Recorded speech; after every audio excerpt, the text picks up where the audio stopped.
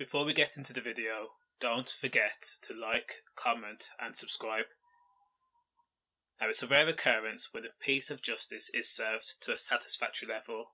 Now, under no circumstances am I saying it's right to take the law into your own hands, but when you hear about a paedophile who raped a schoolgirl getting assaulted seconds after arriving at prison, you kind of go, well, karma must really exist. Now, if you remember, 27-year-old Kadian Nelson was videoed trying to kidnap a 13-year-old schoolgirl whilst she was walking home from school. She was still in her uniform when Nelson stalked her, because that's what dirty-ass people do. He then proceeded to creep up behind her, and before the little girl could register what was happening, Nelson had put his dirty hands around her mouth to silence her terrified screams. This attack took place in Mitcham, South London, in November of last year, 2020. Now, because Nelson is a paedophile, he ordered the girl to disrobe her uniform before he sexually assaulted her, the Crown Prosecution Services stated.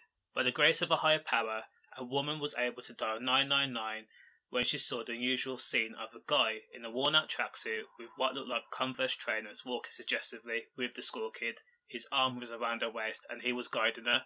If it wasn't for that woman and her phone as she recorded the attack or the scenario, the situation could have ended up way worse. I mean, we could now be talking about a murder instead of a sexual assault. Now, the part that beggars belief is, when the woman confronted Nelson, he says that the victim was his little sister, despite the fact that the teenager was crying and visibly frightened. And when questioned further, the victim was brave enough to state that she did not know the stranger/paedophile, and that's when the convicted paedophile made a run for it, leaving his garbage North Face jacket behind. Nelson pleaded guilty to kidnap, rape and making threats to kill at Kingston Crown Court on Monday. Now, part of the reason Nelson pleaded guilty was, again, thanks to the courage of the 13-year-old victim, who identified Nelson as her attacker by picking him out of an ID parade. Now, by all accounts, Nelson was attacked viciously, and that was seconds after arriving at the prison. Again, the attack was so serious that Nelson actually needed plastic surgery after being wounded by an inmate at HMP Wandsworth in South London. Now, any person that has a brother or sister, niece or goddaughter or daughter will feel scorn towards this scumbag.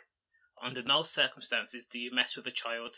There's no excuse, there's no motive, there is no acceptable reason for doing what this scumbag did. Being attacked to the point of needing plastic surgery is your penance for the sinful crimes you committed. There's no sympathy by anyone, hence why Nelson was attacked. You have to take the beating on the chin and accept the fact that your potential life in jail is going to be absolutely diabolical and a shambles.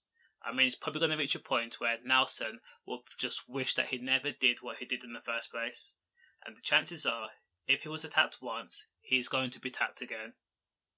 All I can say again is this is karma, and, oh well, safe.